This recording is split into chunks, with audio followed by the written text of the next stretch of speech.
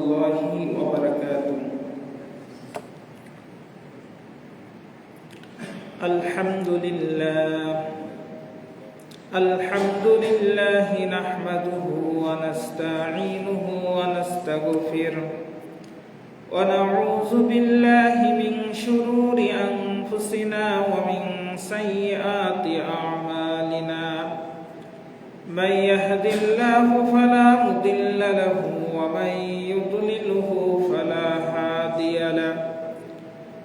ونشهد أن لا إله إلا الله وحده لا شريك له. ونشهد أن محمدا عبده ورسوله.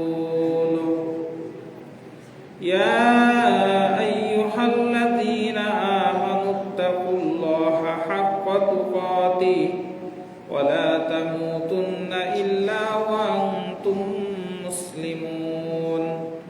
وقال تعالى: إن الله وملائكته يصلون على النبي يا أيها الذين آمنوا صلوا عليه وسلموا تسليما.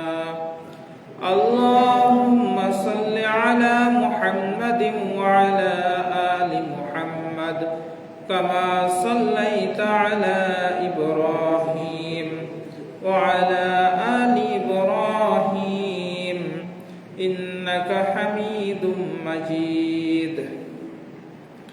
اللهم بارك على محمد وعلى آل محمد كما باركت على إبراهيم وعلى آل إبراهيم إنك حميد مجيد. الحمد لله, কৃতজ্ঞতা প্রকাশ করতেছি অন্তরের অন্তরস্থল থেকে সেই মহান রব্বুল আলামিনের প্রতি, যে রব্বুল আলামিন আপনাকে আমাকে সুস্থতার সাথে দীর্ঘ ২৭টি সিয়াম সাধনা করার মতো সৌভাগ্য দান করেছেন। যে মহান রব্বুল আলামিন তার কুদরতি কদমে অবনত মস্তকে সিজদা দেওয়ার সৌভাগ্য আপনাকে আমাকে দান করেছেন। যে মহান রব্বুল আলামিন আপনাকে আমাকে সর্বশ্রেষ্ঠ নবীর উম্মাত হওয়ার সৌভাগ্য দান করেছেন। এই জন্য আমরা সেই আল্লাহ পাক রব্বুল আলামিনের প্রতি আমাদের অন্তরের অন্তরস্থল থেকে কৃতজ্ঞতা প্রকাশ করি। সবাই বলি আলহামদুলিল্লাহ। সম্মানিত হাজিরিন, আজকের জুমাটি হলো মাহে রমজানের শেষ জুমা, যাকে আমরা জুমাতুল বিদা বলে থাকি। বিদায় শব্দটি অনেক বেদনা বিধুর, করুণ হয়ে থাকে। বিদায় কখনো আনন্দের হয় না, বিদায় সবসময় কষ্টের হয়ে থাকে। মাহে রমজান আপনার থেকে আমার থেকে বিদায় নিচ্ছে।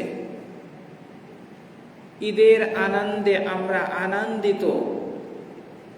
ঈদকে স্বাগত জানানোর জন্য আমরা আনন্দ প্রকাশ করব।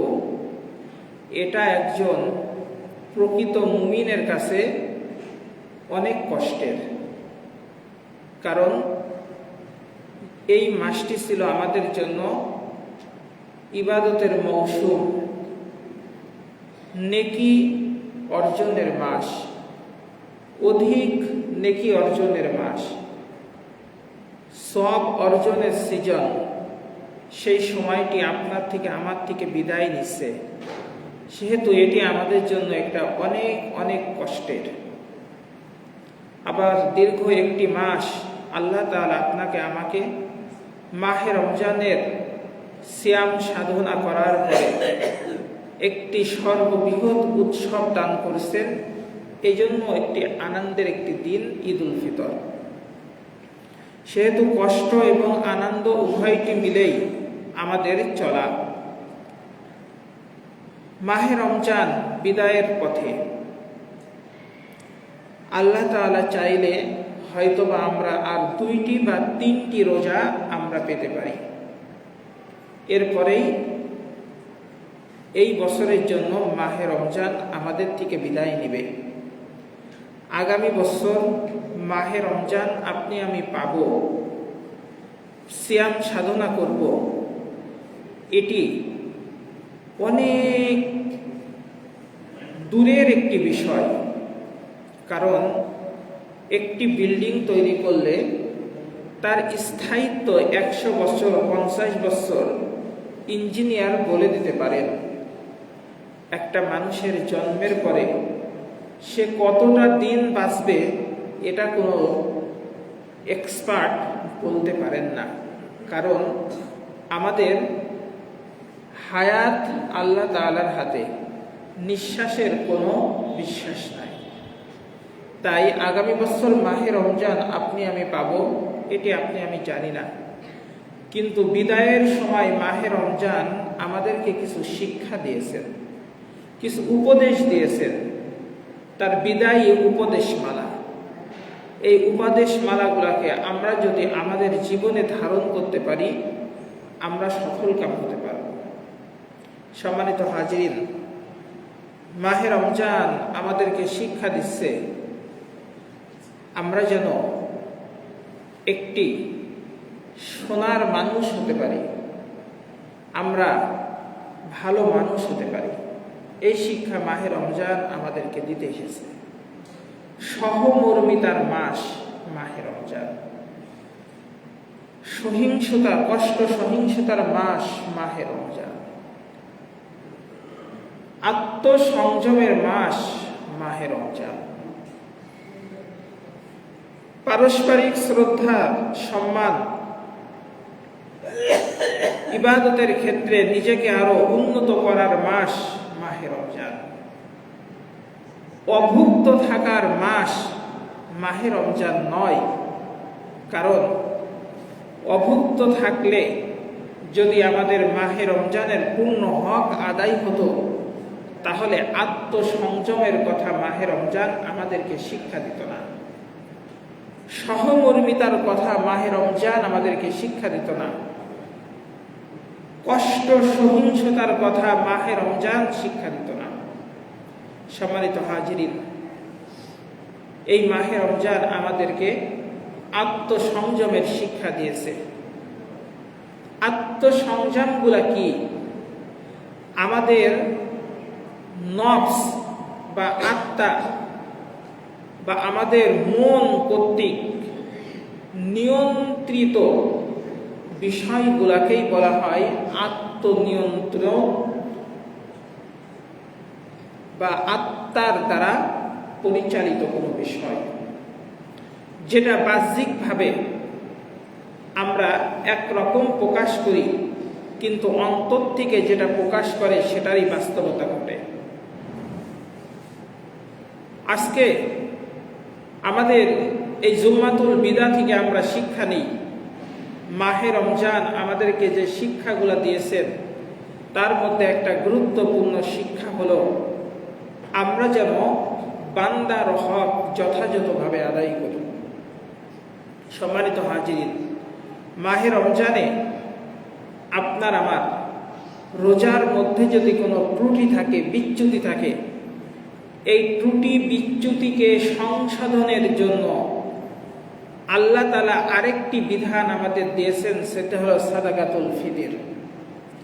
আল্লাহ রাসূল বলছেন যে রোজা রাখতে গিয়ে আমাদের অজান্তেই যেই ত্রুটি বিচ্যুতিগুলো ঘটে সেগুলার কাফারা হিসাবে সাদাকাতুল ফিতর আমাদের জন্য আদায় করা ওয়াজিব। কারণ এই মাহে রমজান হলো আল্লাহর হক, আল্লাহ তাআলার হক, এটা আল্লাহর হাতে। আল্লাহ তাআলা চাইলে এই হক নষ্ট করা বা এই হকের কোনো ক্ষতি করলে আল্লাহর কাছে ক্ষমা চাইলে মহান আল্লাহ সেটা ক্ষমা করতে পারেন। সম্মানিত হাজিরিন, কিন্তু বান্দার হক, হকুল ইবাদ, বান্দার হক যেটা বান্দা কর্তৃক সম্পর্কিত, সেটা যদি আপনি আমি বান্দার জন্য যথাযথভাবে আদায় না করি, তাহলে বান্দা আপনাকে আমাকে ক্ষমা না করলে আল্লাহ ক্ষমা করবেন না। তো বান্দার হকগুলা কি? আমাদের দ্বারা বান্দার কোনো ক্ষতি না করা, কোনো মানুষের আর্থিক ক্ষতি না করা। আপনার শক্তি আছে, আপনার ক্ষমতা আছে, আপনি আপনার ভাইয়ের হক নষ্ট করলেন, তার টাকা, তার সম্পদ আপনি জোরপূর্বক বা প্রতারণা করে তার কাছ থেকে আত্মসাৎ করলেন, আপনার বোনের সম্পদকে আপনি আত্মসাৎ করলেন, এটা হলো বান্দার হক। সরকারি সম্পদকে আপনি আত্মসাৎ করলেন, জনগণের সম্পদকে আপনি আত্মসাৎ করলেন, এটা হলো বান্দার হক। মাহে রমজান আপনাকে আমাকে শিক্ষা দিচ্ছে এই বান্দার হকগুলা আমরা যেন যথাযথভাবে আদায় করি। আপনি আমি যদি অসংখ্য অগণিত রোজা রাখি, ইবাদত করি, কিন্তু বান্দার হক যদি সঠিকভাবে আদায় না করি, তাহলে কিয়ামতের দিন আপনার আমার এই ইবাদতগুলা যাদের হক নষ্ট করেছি তাদের কাছে চলে যাবে। যদি আপনার আমার ইবাদতগুলা চলে যাওয়ার পরে আর কোনো ইবাদত অবশিষ্ট না থাকে, কোনো নেকি যদি অবশিষ্ট না থাকে, তাহলে যে বান্দার হক আপনি নষ্ট করেছেন ওই বান্দার গুনাহগুলা আপনার আমলনামাতে চলে যাবে। বিনিময়ে আপনি জাহান্নাম ছাড়া আর কিছুই পাবেন না। তাই আসুন আমরা ভাই ভাইয়ের হক সঠিকভাবে আদায় করি, বোনের হক সঠিকভাবে আদায় করি, চলার পথে মানুষের হক সঠিকভাবে আদায় করি, রাষ্ট্রের সম্পদের যথাযথ হক আদায় করি, সুদ ঘুষ দুর্নীতি থেকে নিজেকে মুক্ত রাখি। এটি মাহে রমজান আমাদেরকে শিক্ষা দিচ্ছে। লোভ করে আপনি আমি যেন কাউরের কোনো সম্পদকে আত্মসাৎ না করি। আপনি আমি আপনার দ্বারা আমার দ্বারা যদি বান্দার হক নষ্ট হয়ে থাকে, আপনি আমি যদি 1000 বার তওবা করি, ওই তওবা আল্লাহ ক্ষমা করবেন না। স্পষ্ট আল্লাহ বলে দিয়েছেন যে এই হক হলো বান্দার হক। এখানে আল্লাহ তাআলার কোনোই কর্তৃত্ব নাই ক্ষমা করার। যার বাস্তব উদাহরণ দেখেন, একজন মানুষ যদি একটা নিরপরাধ মানুষকে হত্যা করে, ইসলামী আইন অনুযায়ী ওই ব্যক্তিকে হত্যা করতে হবে। রাষ্ট্র তার ফাঁসি দিবে বা তাকে তার মৃত্যুদণ্ড দিবে। তার মৃত্যুদণ্ড থেকে মুক্তি পাওয়ার একটাই উপায় আছে, তার আপনজনেরা যদি তাকে ক্ষমা করে তাহলে সে মৃত্যুদণ্ড থেকে মুক্তি পেতে পারে, তাছাড়া তাকে কেউ ক্ষমা করতে পারবে না। এটা হলো আল্লাহর বিধান, আল্লাহ বিধান করে দিয়েছে। তাহলে দেখেন, দুনিয়াতে আল্লাহ তাআলা যে বিধান কার্যকারী করেছেন, আখিরাতেও কিন্তু আল্লাহ ওই রকম ভাবে বিধান কার্যকারী করবেন। আপনি বলবেন, আল্লাহ আমি অমুকের হক নষ্ট করেছি, আপনার কাছে তো আমি তওবা করেছি, আপনি বলেছেন তওবা করলে ক্ষমা করবেন। তখন আল্লাহ তাআলা বলবে যে আমি তওবা করলে গুনাহ ক্ষমা করব, এটা সত্য, কিন্তু বান্দার হক নষ্ট করলে তার গুনাহকে আমি ক্ষমা করব না। সম্মানিত হাজিরিন, এজন্য আমাদের মাহে রমজান থেকে আমরা শিক্ষা নিই যে বান্দার হকের যথাযথ আদায় করি। এরপরে মাহে রমজান আমাদেরকে শিক্ষা দিচ্ছে আমরা যেন সালাতের প্রতি নিজেদেরকে আরো যত্নবান হিসাবে গড়ে তুলি। মহান আল্লাহ তাআলা বলছেন, ইন্নাস সালাতা তানহা আনিল ফাহশাই ওয়াল মুনকার। আল্লাহ তাআলা বলছেন যে নিশ্চয় সালাত মানুষকে অশ্লীল এবং গর্হিত গুনাহের কাছ থেকে মুক্ত রাখে, হেফাজত রাখে। আল্লাহর হাবিব বলছেন, যেই ব্যক্তির সালাত যত সুন্দর সেই ব্যক্তির অন্যান্য আমল তত সুন্দর। আল্লাহ রাসূল বলছেন, তোমরা যদি মুনাফিক চিনতে চাও তাহলে তাদের সালাতে দাঁড়ানো দেখবে। তারা সালাতে দাঁড়িয়ে অমনোযোগী থাকবে, একবার হাত চুলকাবে, একবার মাথা চুলকাবে, একবার শরীর দোলাবে, দেখে মনে হবে সে সালাতে দাঁড়ায়নি। তাই আসুন আমরা সালাতের প্রতি মনোযোগী হই। আপনার প্রশ্ন হতে পারে, ওই ব্যক্তি নামাজ পড়ছে আবার তো অন্যান্য গুনাহের কাজ করছে, তো নামাজ তো মানুষকে গুনাহ থেকে মুক্ত করতে পারে না। আল্লাহ রাসূলের কাছে এক সাহাবী আসলেন, ইয়া রাসূলুল্লাহ, আপনি বললেন যে নামাজ মানুষকে সকল গুনাহ থেকে মুক্ত রাখে, মানুষকে ভালো করে, অমুক ব্যক্তি তো নামাজ পড়ে আবার চুরি করে। আল্লাহ রাসূল বললেন, দেখো সে ভালো হয়ে যাবে। আবার কয়েকদিন গেল, ওই ব্যক্তি আবার আসলো, ইয়া রাসূলুল্লাহ, আপনি বললেন ও ব্যক্তি নামাজ পড়লে সে ভালো হয়ে যাবে, তো অমুক তো নামাজ পড়ে আবার চুরি করে, বলছে দেখো সে ভালো হয়ে যাবে। বেশ কিছুদিন গেল, আবার আসলো, ইয়া রাসূলুল্লাহ, কই সে তো ভালো হলো না। আল্লাহ রাসূল বললেন যে দেখো সে ভালো হয়ে যাবে। চতুর্থবার আসলো, আসার পরে বলছে, ইয়া রাসূলুল্লাহ, অমুক ব্যক্তি ভালো হয়ে গেছে। তাহলে সালাত কিরকম ভাবে আদায় করতে হবে? যেই সালাত আপনাকে মানুষের হক নষ্ট করা থেকে মুক্ত করতে পারবে না, যে সালাত আপনাকে আমাকে বড় বড় গুনাহ থেকে মুক্ত করতে পারবে না, মনে করতে হবে সেই সালাতের মধ্যে আপনার আমার পরিপূর্ণ মনোযোগী আপনি আমি হই, যত্নশীল হইনি। কারণ আল্লাহর কথা, তার রাসূলের কথা কখনো মিথ্যা হতে পারে না। ইসলামের 5টা স্তম্ভের একটা গুরুত্বপূর্ণ স্তম্ভ হলো সালাত।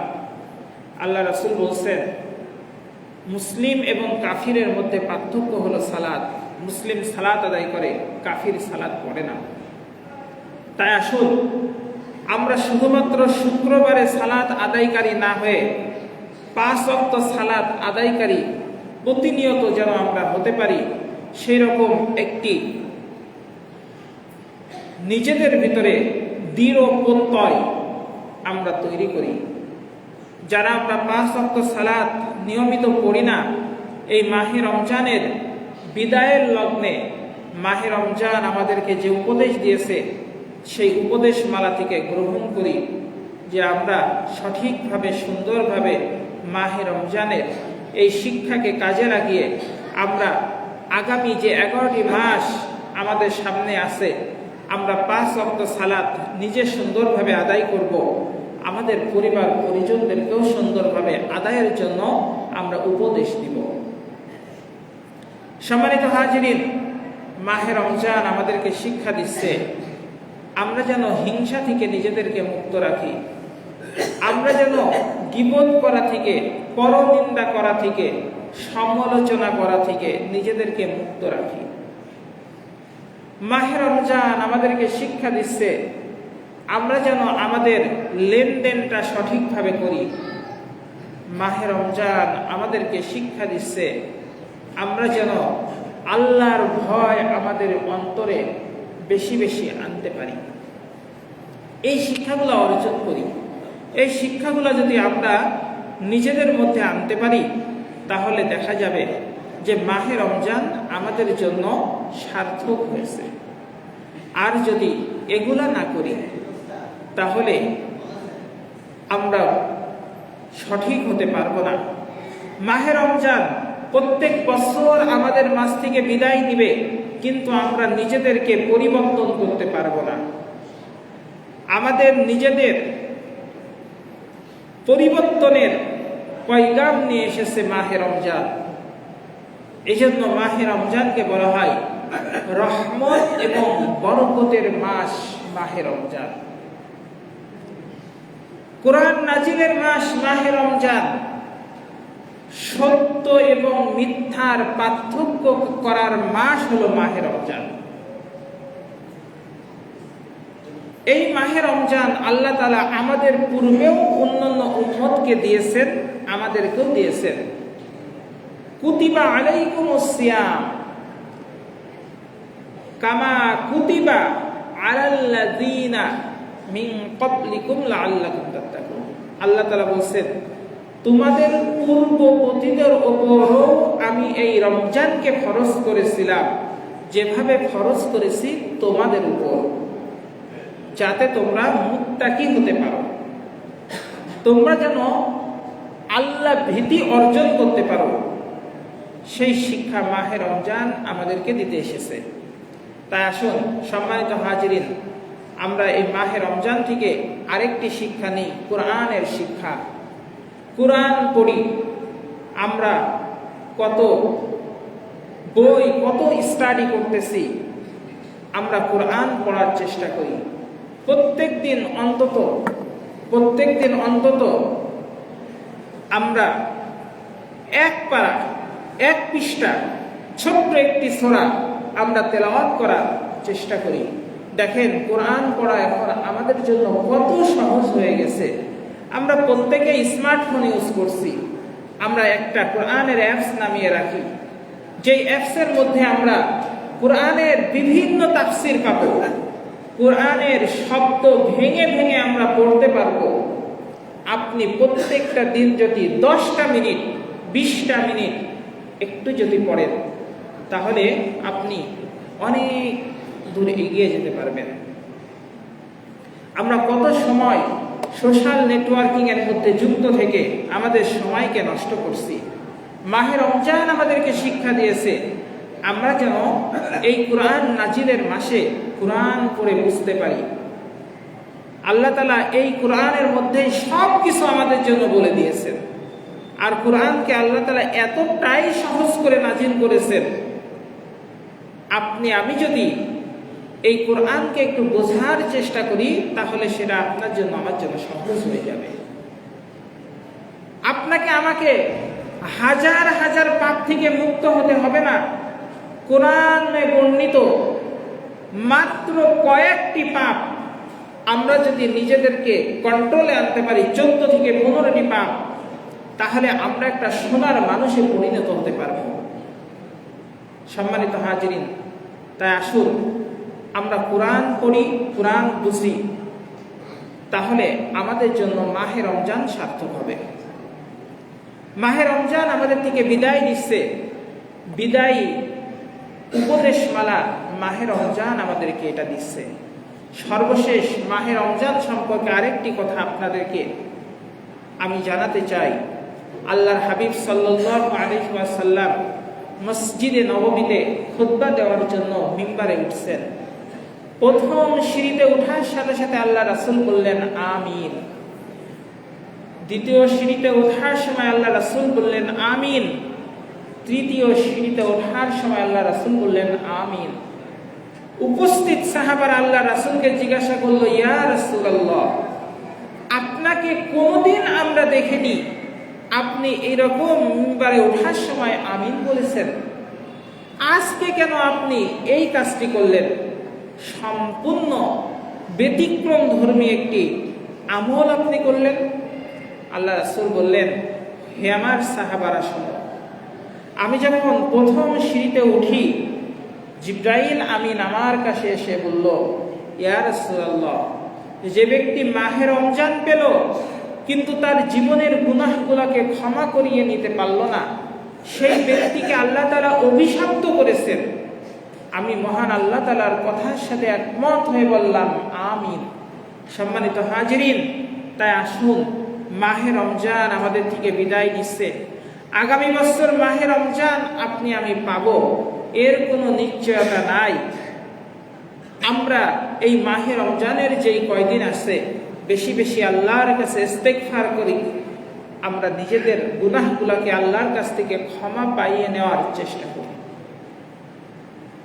দ্বিতীয় সিঁড়িতে আল্লাহ রাসূল যখন উঠলেন তখন বললেন আমিন। সাহাবীদেরকে বললেন, হে আমার সাহাবারা, আমাকে জিবরাইল আমিন বলল, যে ব্যক্তি তার পিতা মাতা বা উভয়ের কোনো একজনকে বা উভয়কে বৃদ্ধ অবস্থায় পেল, কিন্তু তাদের খেদমত করল না, তাদের কাছ থেকে জান্নাত সে লাভ করতে পারল না, আল্লাহ তাআলা তাকে অভিশপ্ত করেছেন। আমি বললাম আমিন। আমি যখন দ্বিতীয় সিঁড়িতে উঠি তখন জিবরাইল আমিন আমাকে বলল, মহান আল্লাহ তাআলা বলেছেন, যে ব্যক্তি আপনার নাম শুনল কিন্তু দরুদ পড়ল না, সেই ব্যক্তিকেও আল্লাহ তাআলা অভিশপ্ত করেছেন।